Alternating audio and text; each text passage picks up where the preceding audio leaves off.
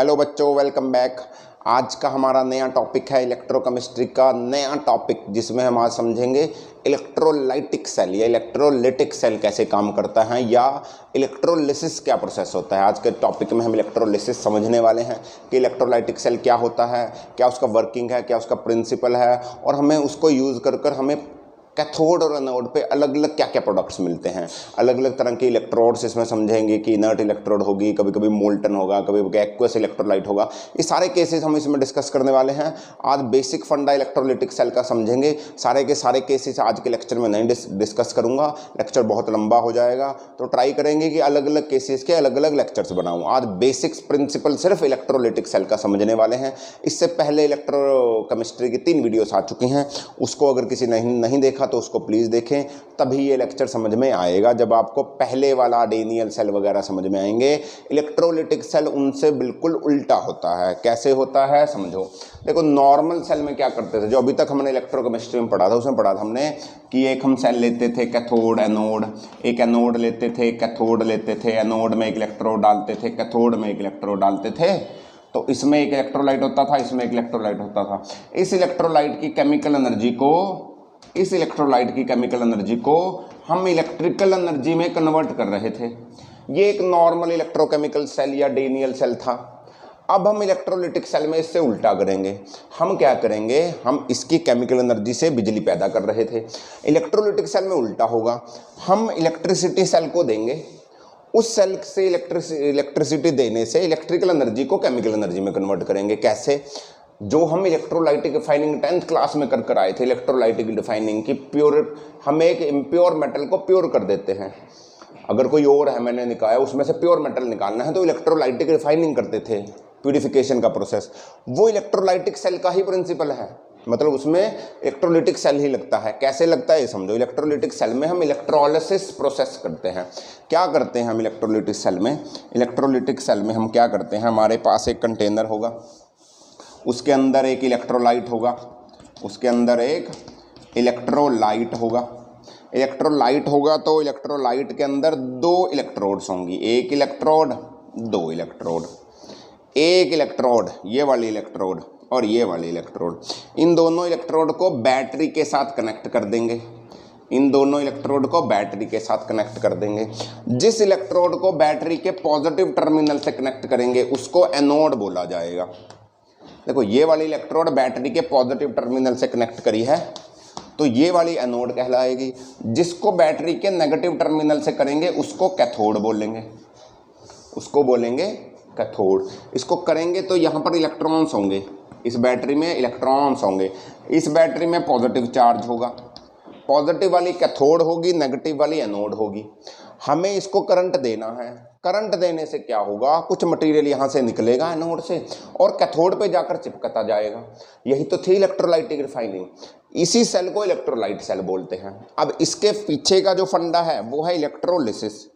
मतलब ये कर क्या रहे हैं हम, कौन सा प्रोसेस कर रहे हैं इलेक्ट्रोलिटिक सेल में? इलेक्ट्रोलिसिस कर रहे हैं। इलेक्ट्रोलिसिस क्या होता है? इलेक्ट्रोलिसिस एक प्रोसेस है। Electrolysis is a process of decomposition of electrolyte. हम क्या करते हैं, इलेक्ट्रोलाइट को डीकम्पोजिशन कर देते हैं। इलेक्ट्रोलाइट होगा इसके अंदर, मान लो AB इलेक्ट्रोलाइट है तो A+ और B- में उसके आयंस होंगे इलेक्ट्रोलाइट के, तो डीकम्पोजिशन ऑफ इलेक्ट्रोलाइट होगी।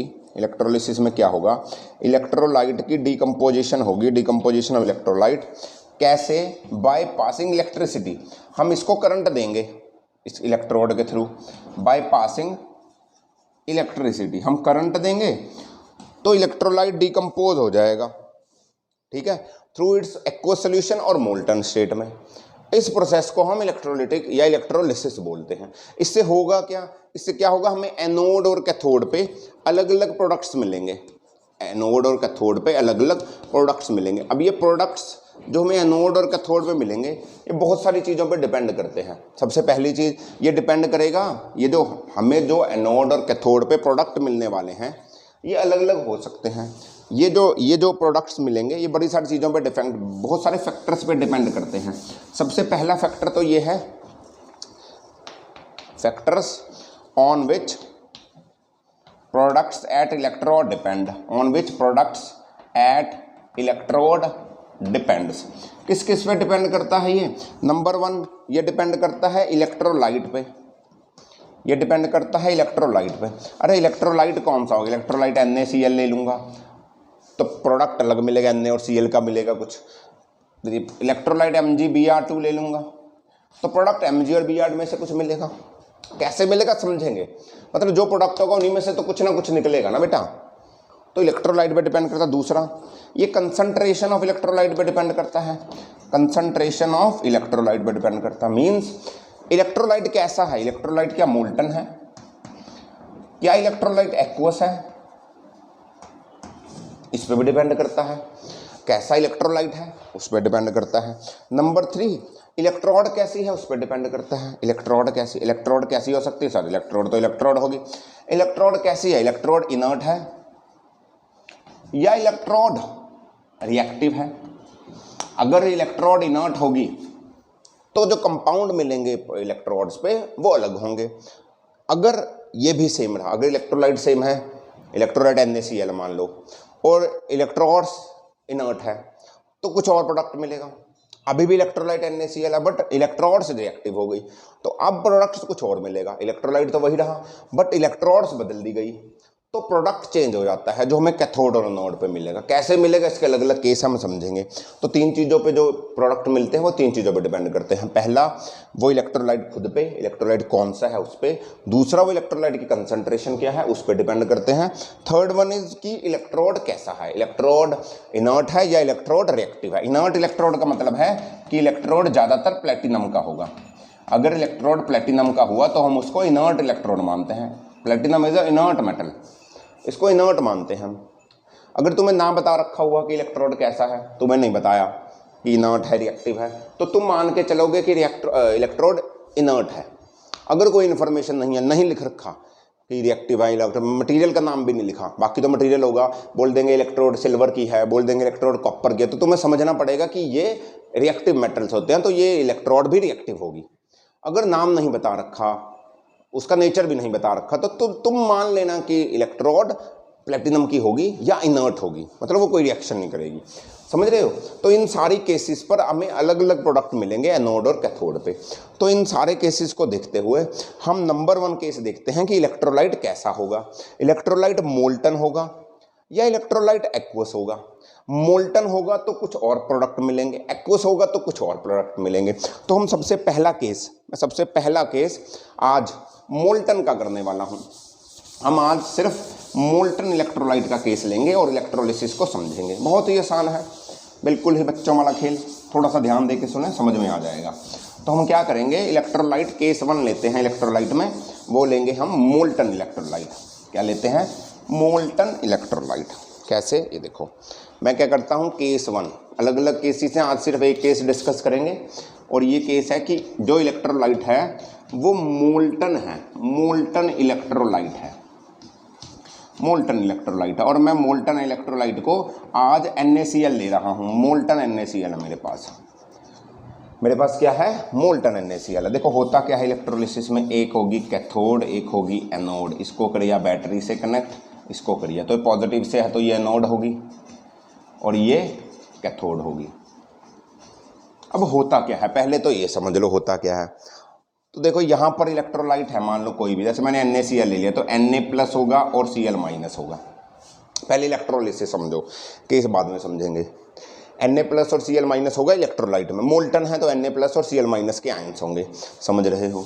यहाँ पर ये पॉजिटिव के साथ कनेक्ट है, ये एनोड है, ये कैथोड है। नॉर्मल सेल में इससे पहले डेनियल सेल पढ़ा था तो एनोड पे होती थी ऑक्सीडेशन, तो यहाँ पर भी एनोड पे ऑक्सीडेशन होगी, और कैथोड पे होती थी रिडक्शन, तो यहाँ पर भी कैथोड पे रिडक्शन होगी। ये बात तो याद रखना, बस साइन उल्टे हो गए, एनोड अब नेगेटिव हो गया, कैथोड अब पॉजिटिव हो गया। सही है, ये नेगेटिव है, कैसे नेगेटिव बना भी बता देता हूँ, और ये पॉजिटिव है। सही है, और बैटरी के पॉजिटिव टर्मिनल से वो बैटरी के नेगेटिव टर्मिनल कनेक्ट है। क्यों नेगेटिव चार्ज दिखा रहा हूँ अभी समझो। ऑक्सीडेशन होगी एनोड पे, कैथोड पे होगी रिडक्शन। तो एनोड पे जब ऑक्सीडेशन होगी तो कौन जाएगा, ये जाएगा या ये जाएगा। देखो इन दोनों में पॉजिटिव चार्ज नेगेटिव आयन क्या होता है, पॉजिटिव वाला आयन होता है कैटायन, नेगेटिव वाला आयन होता है एनायन, सबको पता है। सबको पता है। तो एनोड पे ऑक्सीडेशन करने के लिए पॉजिटिव वाला आयन तो जा नहीं सकता, लॉस ऑफ इलेक्ट्रॉन्स ऑक्सीडेशन होती है।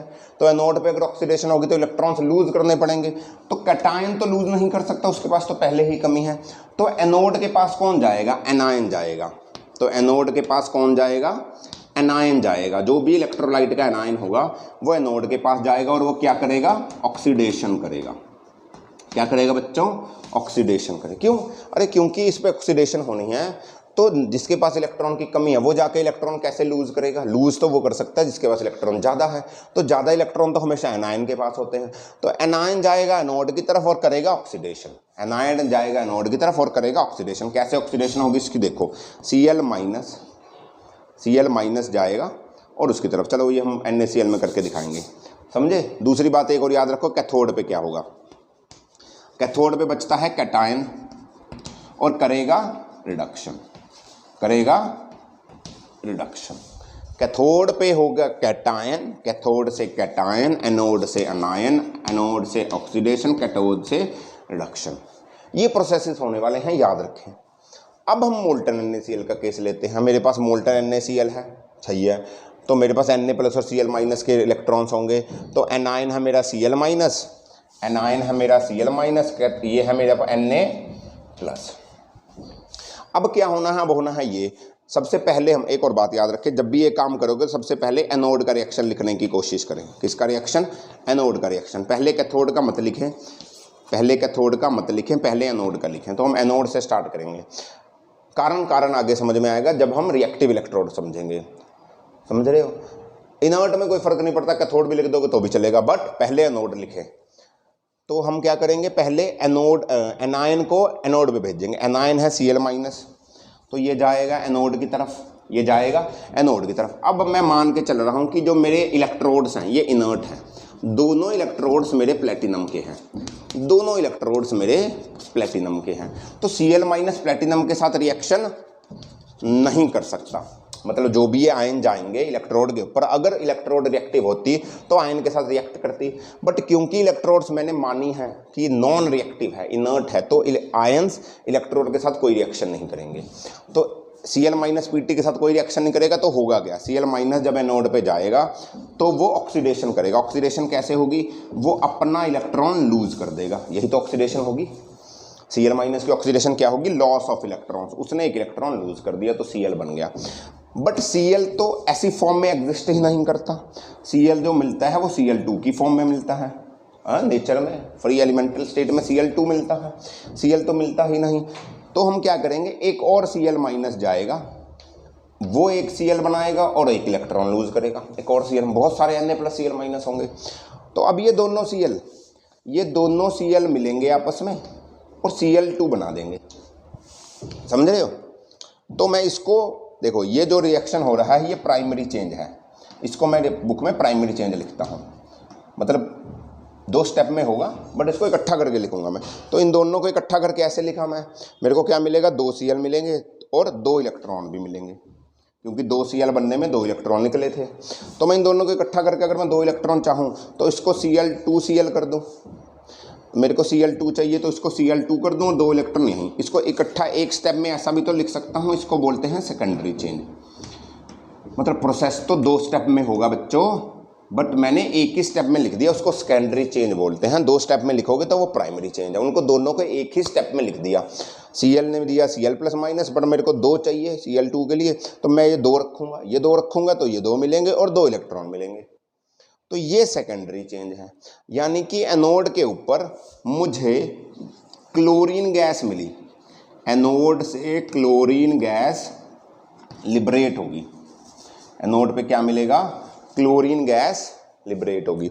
अब ये जो इलेक्ट्रॉन हैं ये एनोड पे रहेंगे, ये इलेक्ट्रॉन रहेंगे एनोड पे, ये इलेक्ट्रॉन एनोड से कैथोड की तरफ भागेंगे, ये इलेक्ट्रॉन एनोड से कैथोड की तरफ भागेंगे, समझ रहे हो? ये इलेक्ट्रॉन एनोड से कैथोड की तरफ भागेंगे, जो ये इलेक्ट्रॉन बचे हुए हैं, समझ रहे हो? तो एनोड पे हमें मिले क्लोरीन गैस। कैसे पता चलेगा एनोड पे क्या प्रोडक्ट मिला? क्लोरीन गैस मिली। क्यों? क्योंकि ऑक्सीडेशन हुई Cl माइनस की। इतनी बात समझ में आ गई हो तो आगे चलते हैं, पक्का? अब चलते हैं कैथोड पे। कैथोड पे क्या होगा? कैथोड पे जाएगा कैथोड पे जाना था कैटायन ने, करनी थी रिडक्शन, कैटायन है Na+, क्योंकि इलेक्ट्रोड इनर्ट है, मैं बार बार बोल रहा हूँ इलेक्ट्रोड के साथ एनायन का कोई भी रिएक्शन नहीं होने वाला, तो हम रिएक्शन नहीं कर रहे। तो ये जाएगा तो ये क्या करेगा, इलेक्ट्रॉन उठाएगा, गेन ऑफ इलेक्ट्रॉन करेगा और Na बना देगा। अब क्योंकि यहाँ 2 इलेक्ट्रॉन बने थे तो 2 ही इलेक्ट्रॉन उधर गए होंगे, तो Na भी 2 इलेक्ट्रॉन उठाएगा, याद रखो Na भी 2 इलेक्ट्रॉन उठाएगा, बट Na+ को 1 इलेक्ट्रॉन चाहिए था Na बनाने के लिए, तो 2 इलेक्ट्रॉन 2 Na+ को चाहिए होंगे और बनेगा क्या, 2 Na ही बनेगा। ये कैथोड का रिएक्शन है। प्राइमरी चेंज है Na+ 2 इलेक्ट्रॉन और गिव्स Na, बट क्योंकि ये नोड से 2 इलेक्ट्रॉन इधर से उधर भागे हैं तो यहाँ पर 2 इलेक्ट्रॉन आए होंगे, तो Na+ को भी जो Na इधर से कैथोड पे गया है उसको भी वो दोनों इलेक्ट्रॉन उठाने पड़ेंगे।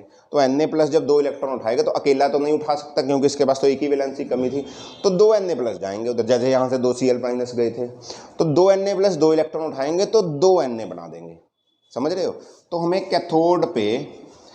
कैथोड पे क्या मिलेगा, हमें कैथोड पे सोडियम डिपोजिशन मिलेगी, हमें कैथोड पे सोडियम डिपॉजिट होता मिलेगा। कैथोड पे सोडियम इलेक्ट्रोलाइट से निकलकर कैथोड पे डिपॉजिट होता रहेगा, इलेक्ट्रोलाइट से Na+ निकलेगा, सोडियम कैथोड पे डिपॉजिट हो जाएगा, Na+ निकलेगा, कैथोड पे डिपॉजिट, ठीक है जी।